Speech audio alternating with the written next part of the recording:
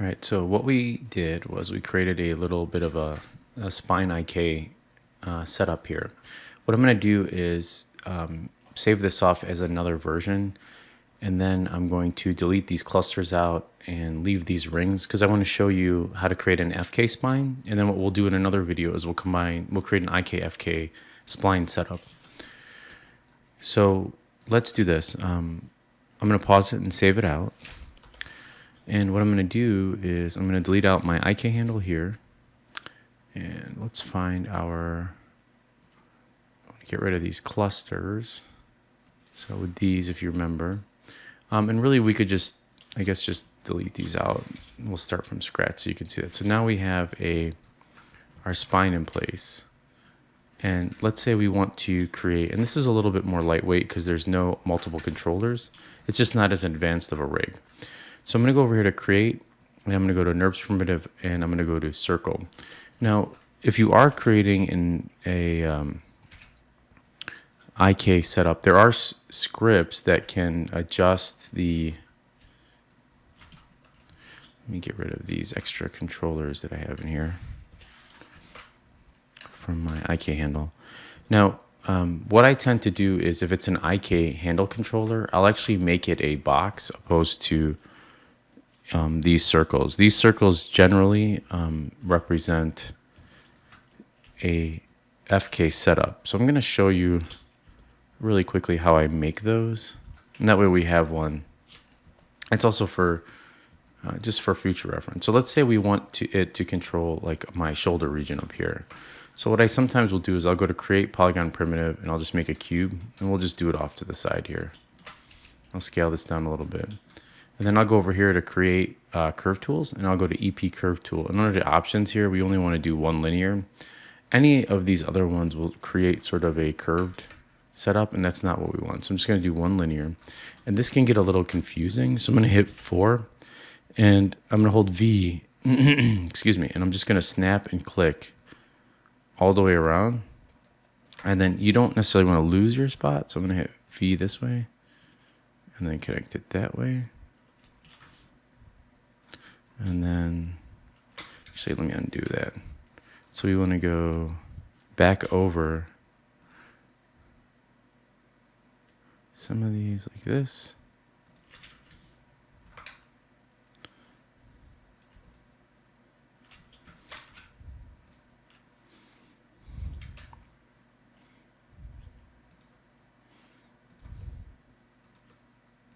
And then you want to go back to the same edge.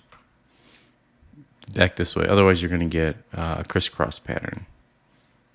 Something like that. And I believe, let's see, I think I got it all. Let's delete that out. Yeah, there we go.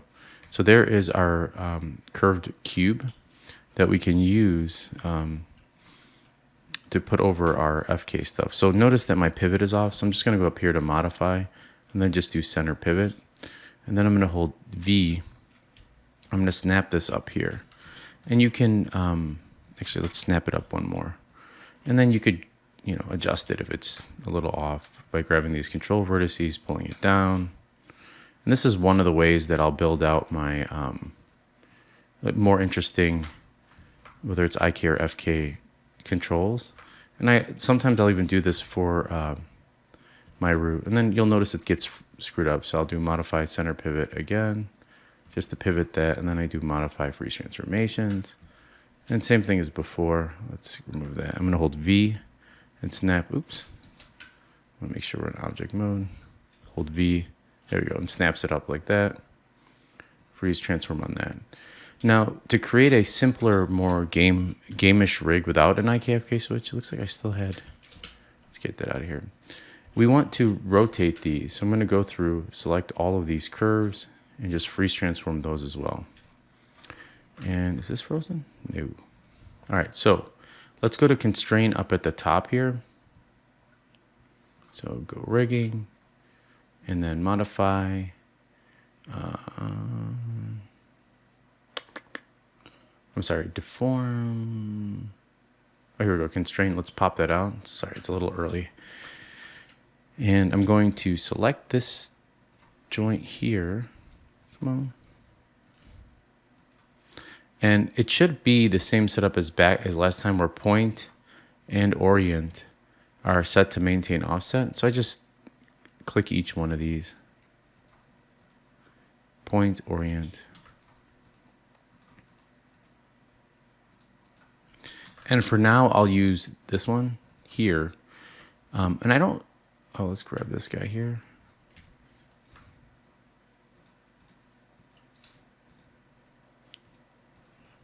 And now when you rotate these, you can see it rotates like this. And this rotates here. But I don't want this to move independent of the top one. So what I'll do next is I just go through and just parent them all the way down to the root controller, which I don't think we named. So what I'm doing is I'm hitting P as I go down. You can see now, as I rotate these, I can adjust them. So this is kind of a nice way of creating a more lightweight. The other way I tend to do for cinematic characters, or if I'm working on like a film or something. And sometimes for those of you who are interested in game stuff, you'd be surprised. Your studio will end up getting the film or the commercial property. I worked for a third-party studio where I was working on some Nickelodeon IPs, and we ended up having to do commercials with it. But what's nice about this is now you can see this follows it, and you can do each one and adjust them accordingly. And I'd like to start actually to, maybe we can just knock out these arms too. So I'm going to do a just a circle all the way down this way. So let's go ahead and do create, NURBS primitive, and then let's go to circle and bring this up and down. And I also sometimes will leave this out here just so that I have a copy, so I don't have to keep going to the creation thing. So I'll have my own little curve set up with, and I'm actually going to show you, because you might be like, well, these curves are getting kind of boring. So I'm going to actually show you in this video too how to create the script. Now, something else I'd like to do is the orientation of this curve. I'd like it to follow the orientation of the bone, right?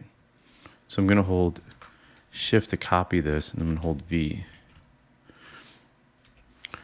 All right, so actually I'm going to show you an easier way of doing this. So if I select this, let's just name this L_shoulder_CTRL. If I select this and I hold Shift and I select this shoulder joint, and I hit P for parent, now you can see that my axis went from being zeroed out to it changed, right? So let me undo that one more time so you could see that. So here's my shoulder thing, it's zeroed out. If I select this, I hit P to parent. And what happens is, because it's a child of this shoulder, it's taking in the axis information from the shoulder. So let's drill all the way down. So here's this, and we're going to unparent this in a second. But what happens though is if I go in here and I zero out the rotation here, you can see it follows the axis of that shoulder.